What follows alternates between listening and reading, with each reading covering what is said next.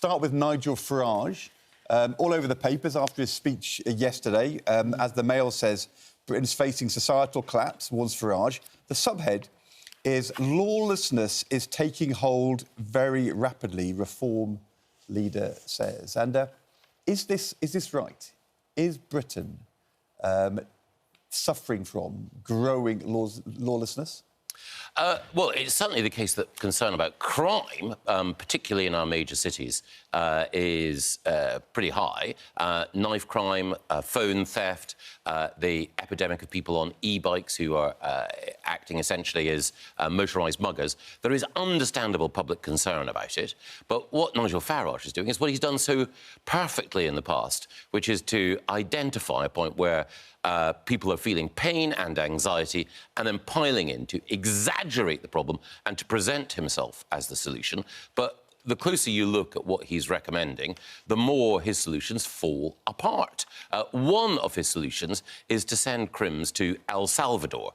Now, that sounds like a, commit a crime, win a holiday, but he didn't take the trouble of actually asking the El Salvador government whether or not they'd be willing to accept our criminals. So, again, it's just an example of Farage acting almost as a columnist rather than as a potential Prime Minister. Unless research out yesterday, I think it was, in fact, or maybe the day before, says that, he is trusted in a poll on law and order by people significantly more than both Kemi Badenoch and Keir Starmer. So in terms of resonating with people who might go along and then vote, it's working, isn't it? Yeah, well, it's because he's got no responsibility. He's not had to do anything. It's a bit like Brexit. Sorry, I'm going to get your past failures.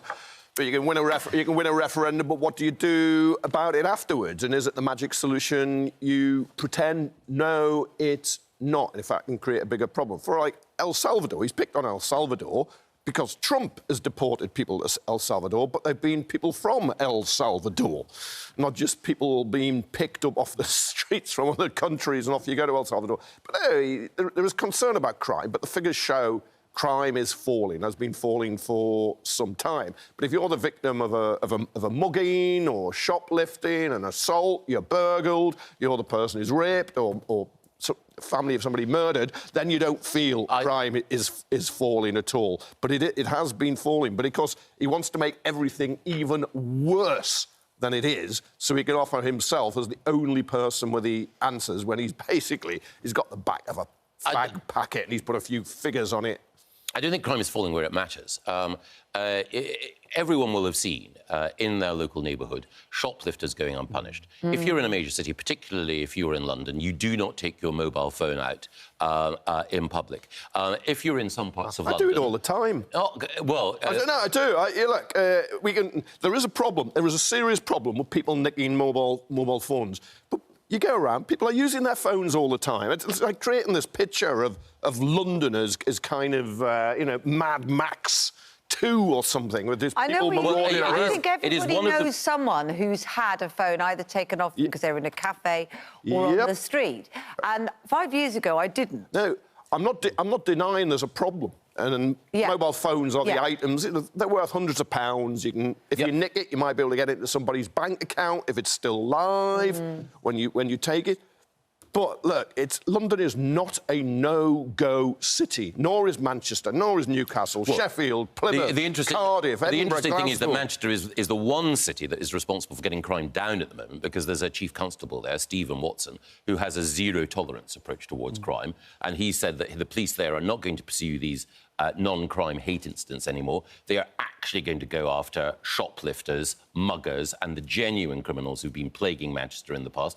The problem is that he stands out from the rest of chief constables as someone who's actually prepared to take the crime that the public are worried about seriously. Why would the Met not do that?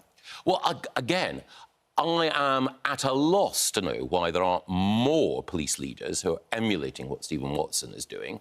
And I worry that the incentives for too many chief constables are to go for the easy clear-up crimes rather than those which the public are most concerned about.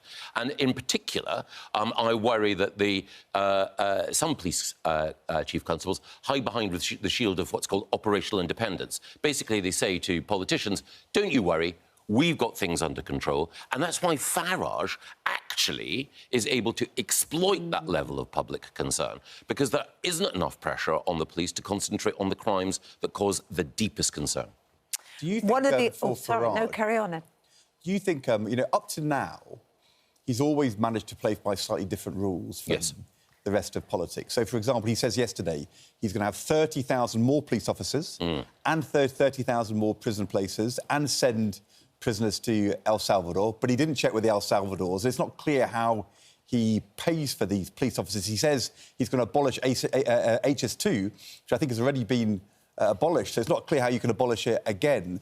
At a certain point, if he's ahead in the polls and people say, well, could they be the government, do they have to start answering the questions about how they actually pay for what they say?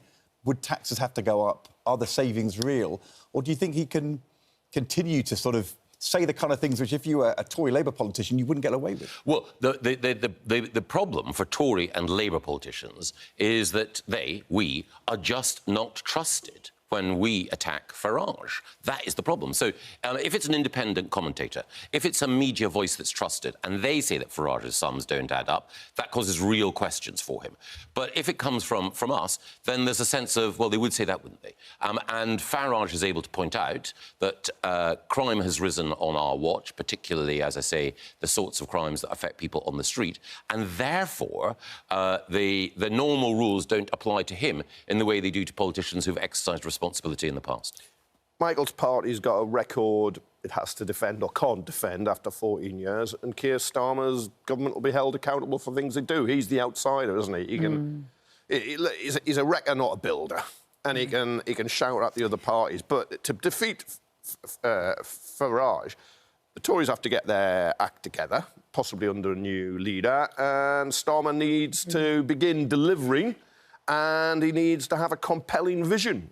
He's got to paint in rather vibrant primary colours how he's changing and improving the country, rather than appearing to break promises with winter fuel and disability cuts and big blunders. So one of the things he said as well is that he wants more big, strapping male police officers on the beat.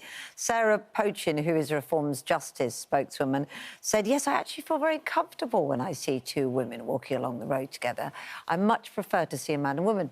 It's the sort of thing that if you ask people, they say, yeah, actually, I would quite like somebody who's 6'5" and a male turn up, even though they also feel uncomfortable saying it. Do you know what I mean? So he has the ability to say things, the freedom, you would argue, because not in power to say things. And it does kind of touch people, doesn't it? Most police officers are male. Most of them are pretty burly and strapping. If there's a pub fight, of course I want two burly coppers. Or actually, I'd like a van load of burly coppers to come up. But there are other times... the women can handle themselves as well, of course, exactly. we know. And there's ways of diffusing situations and investigating crimes. Poor Helen Mirren spent all that time being a copper on the telly and Miss Marple, and now Farage doesn't want anything to do with them. God, dear. What about Rosalie and what's her name? Time as well. They're all there. It's certainly the case that there are some jobs which female police officers are brilliant at. However, Kevin has a point, Farage has a point, which is that people want a police force, not just a police service.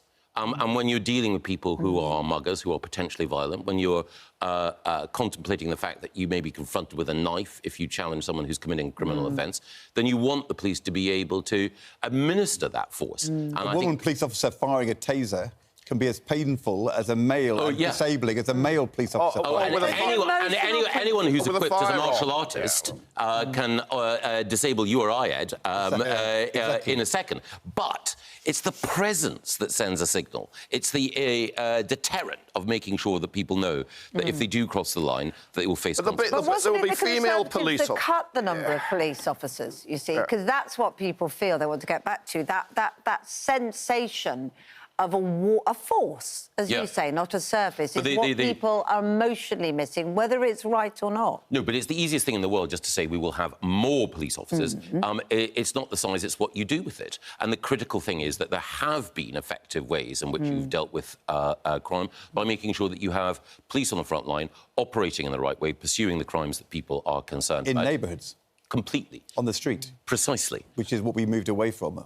Yes, and so the police have used this excuse that crime has moved online, so therefore they need to be behind a desk. Yeah, there are problems, of course, with cyber fraud and so on, but the critical level of public safety that Farage is tapping into is the principal concern that the public have. And again, it's possible to say to Farage, your figures don't add up, but the responsibility is on their government to deal with this issue, because if there is still public concern about crime, he'll exploit it. But the Theresa May, when she was Home Secretary, getting rid of, was it 20,000 police officers? I couldn't believe it. The Conservatives always pitched themselves as the party of law and order, bringing austerity, lots of cuts, but I was still amazed that she got rid of police officers. Theresa and I had our differences, but she was absolutely right about a number of things, but she was right to say that the most important thing was the effectiveness of police forces and were you reducing crime, rather than simply the number of people who happened to be employed by a police force at any one time. And, of course, making sure the police have got appropriate resources matters. And, again, yesterday, Ed, you were asking me if I were advising Kemi Badenoch, who would I advise to have a go at? Well, in the last spending review, in the annual round where the government allocates money to the front line, it was the police who were begging for additional resources, and the Treasury said, absolutely not. So if Kevin's right that the public are worried about police numbers, then again, it's the Chancellor of the Exchequer who said, no, I'm sorry, you can't have it. Reforming the police is one thing. Getting them to work in different ways is another, because crime changes, you have to change too, and you can get more effective ways of dealing with it. But I'll come back. Cutting police numbers did not make the police more effective. You could change how they operate, but to reduce those numbers, and there was all the backup staff as well who went behind the counter, the civilians, as well as the uniformed officers, was a disaster. And it also got into people's heads, and understandably got into people's heads. And that was a Treasury blind spot, wasn't it? Let's be honest. In the first part of your government in 2010, the Treasury and George Osborne thought that 20% police cuts was a good idea. And every Prime Minister after David Cameron thought, actually, this is a mistake, and Boris Johnson, Theresa May, they all wanted to increase police numbers. But there is a Treasury blind spot about policing, isn't there? Yes, there is. It's funny that whether it's almost whoever the Chancellor of the Exchequer is, the police, and for that matter, defence, are the areas that are presumed to be money sinks, that no matter how much you spend, you will never satisfy public concerns. So it is better to save the cash than to run the risk. That's right. Should we talk a little about immigration, which I guess isn't going far from Nigel Farage's territory, but gang leaders and a crackdown. We're speaking to David Lammy, Foreign Secretary. This new idea, or this new presented as a new idea, of trying to take a whole raft of sanctions, actually, to tackle those that are supporting the gangs. So either those that are funding it, accessing visas, supporting with parts and the boats. I think when you hear the sanctions laid out, you sort of wonder why it hasn't happened before, and maybe why it's coming from the Foreign Office. Well, I think it's the case that the government recognise that the levels of migration are unsustainable. Public concern is huge. Therefore, every minister, every time they appear on a show like GMB, is going to have to talk about issues that matter. So you've got the Foreign Secretary on. He could be talking about the peace process in the Democratic Republic of Congo. People will think that's all very well, but what about us? So, yes, he's the Foreign Secretary, but he's got to show how the work that he is doing relates to the concerns that people have here. So one of the things he can talk about is cooperation with other countries in order to deal with this issue. The problem is that if you look back to last week and the deal that Keir Starmer was trumpeting with Emmanuel Macron, one in, one out, I think the view of the public would be, sorry, we want zero in and more out. So there's a difference between what diplomacy can achieve and what the public want. But you need lots of different bits to tackle. This is illegal immigration, unofficial immigration, call it what you like, people coming over in boats. It's not the legal area. And you'll need lots of different policies. And I think you just got to change your government, and it's where you just get a fresh approach. And then the old government just got bogged down.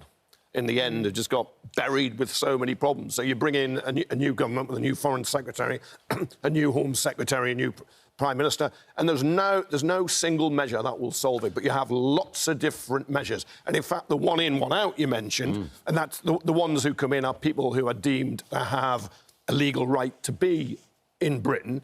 So you allow them to come in, and the ones who go out are those who aren't deemed to be allowed here. It'll be a bigger deterrent than Rwanda, because Rwanda was only ever a few hundred people. Now, if this is 50 a week, that's 2,600 a year. But you do your odds. You pay to get on that boat.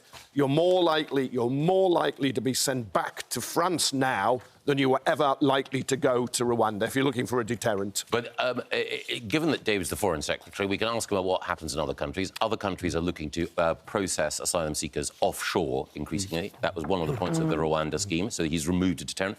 The other thing is Denmark. Rwanda wasn't processing. Rwanda was a one-way ticket. They were cheering in Calais, in the camps where people come from France to the UK when they heard that the Rwanda scheme was being scrapped. It was a penalty, a deterrent that was being removed. It was not processing. But we need to ask David. I mean, we need to ask David what was happening in other countries. Went to Rwanda? How many people went to Rwanda? 3. But, and how many of them went voluntarily? I think you got it up to 4. But that's because... As it happens, all of them. Yeah, but that's because, just as the scheme is being put in place, I'm afraid Labour, encouraged by Kevin and the Mirror, voted against it. They unilaterally disarmed in the face of the gangs. £700 million waste of money. Second thing to ask David, Denmark. In Denmark, they make sure that if you are a migrant, that you face essentially a greater level of, deterrence once you're in the country. So Denmark does things on welfare and on the right to become a Danish citizen, which are much tougher than they do here. And Denmark isn't run by some far-right populist. The Prime Minister of Denmark is a social democrat, someone who's in the same family as the Labour Party. So one of the things I would ask David Lammy is, are you going to be as tough as the Danes? And if not, why not? I think Britain will end up, won't it, in some form. I mean, there have been discussions about whether they can follow the Italian example, who have not been making decisions, but doing the processing in Albania. Has anyone actually gone? Yeah, I thought the Italian courts ruled against it. Sorry, because we often go around the world saying they do it here, they do it there. Often, it's not accurately reflected back here in what they do. Has anyone gone to Albania? I think it is the case that the Italians have a deal with the Albanians. The Albanian Prime Minister has said that he will happily do that. In fact, he said that he's going to do it for the Italians, but not for the Brits. But you are right, there are some problems with the Italian courts, which is why they've now got a debate in Italy about whether or not they should stay in the European Convention on Human Rights. Yeah, but look, there's processing abroad all the time in embassies when people are seeking to come here. We process offshore, but that's processing. Rwanda wasn't processing it. It was a one-way exile, banishment. Unless you committed a crime when you were in Rwanda, then you'd have been returned to the UK. So all you had to do was take a box of matches, satellite to your bedding, whatever, and you'd have been straight back. The Rwandans wouldn't have wanted you. We're also going to be able to... I think we should ask David Lammy about the announcement yesterday. 27 countries, including Australia, Canada, France, Italy, Japan, New Zealand, all... condemning what's happening in Gaza, calling for an immediate end to the war, saying the suffering of civilians has reached new depths. I think David Lammy yesterday in Parliament was condemning the killing of civilians, seeking to meet their basic needs. Actually, I think we can hear him speaking in Parliament yesterday. I utterly condemn the killing of civilians seeking to meet their basic needs. The Israeli government must answer what possible military justification can there be for strikes that have killed desperate, starving children? What immediate actions are they taking to stop this litany of horrors? The thing you feel with these words and this statement yesterday is, where does it take us? And what action is David Lammy, these 27 countries, what actions can they, should they take if they're right to say these things about...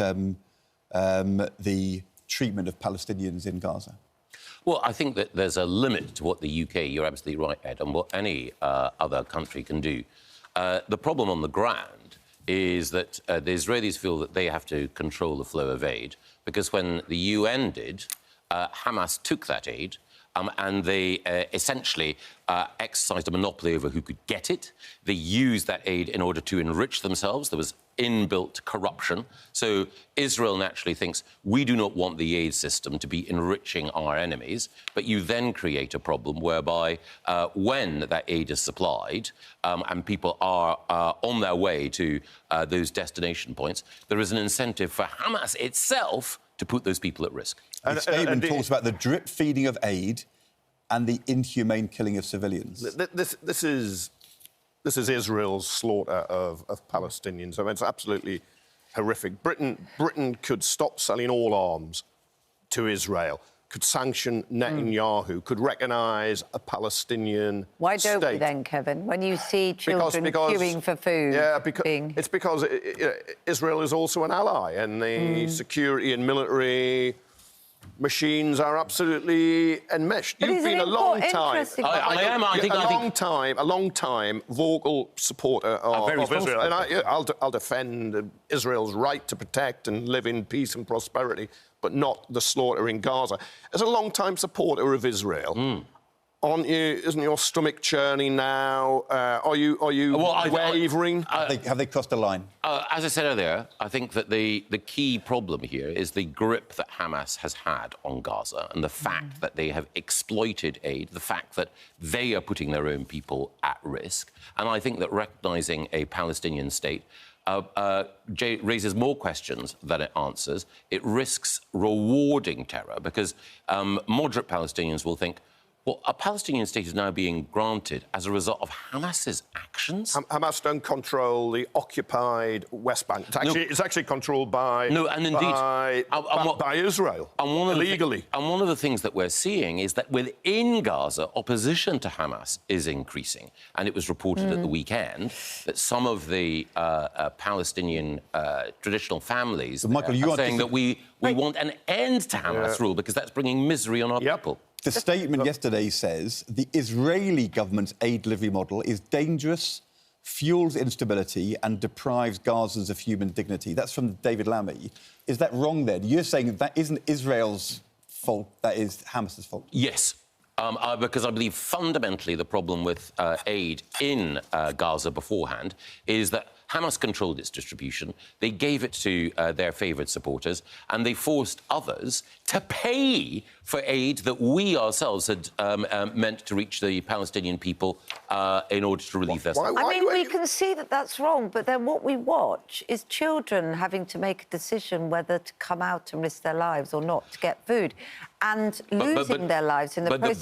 But in many cases, those children are being targeted by Hamas itself. Because what we have seen is Hamas's deliberate decision to put children's lives at risk, including locating their fighters in hospitals and in other locations where they're using civilians as Michael, that's the Israeli propaganda. Look, our own government, which has been very pro-Israel, and Keir Starmer got a lot of criticism over his positions early on, particularly over thinking withholding humanitarian aid was legitimate. But you really blaming all this on Hamas now? The pogrom was absolutely horrific and abhorrent.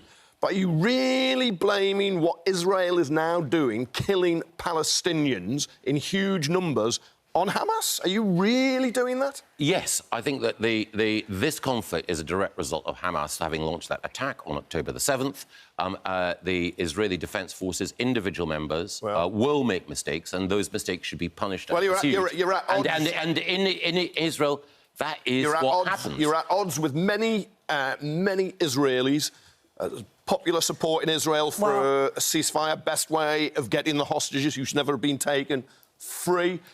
I mean, look, you're completely wrong on this. I recognise that I'm in a minority amongst, I think, probably UK politicians and commentators, but I think that the way in which Hamas chooses to operate means that they deliberately set out to exploit our compassion. And one of the key things about the way in which they've chosen to operate is that they are ruthless in the way in which they will endanger the lives of fellow Palestinians in order to achieve their goals. Because they're a terrorist organisation. Israeli forces, the most extreme government in Israel's history, they're not ruthless? Well, there are at least 2 ministers in Netanyahu's government who've said and done things that I could never support. But the critical difference is that the IDF is a citizen army in a democracy facing a really difficult challenge. Of course it will make mistakes and it should be held accountable for them, but there is a world of difference between a democracy fighting to defend itself and a terrorist organisation run by people who are effectively in the grip of an ideology. No, democracies commit war crimes too. We'll have you both back at the end of the show. You're both after coming we've back. spoken to I Dave suspect Lemon. you might continue talking about this in the meantime, but thank you very much indeed.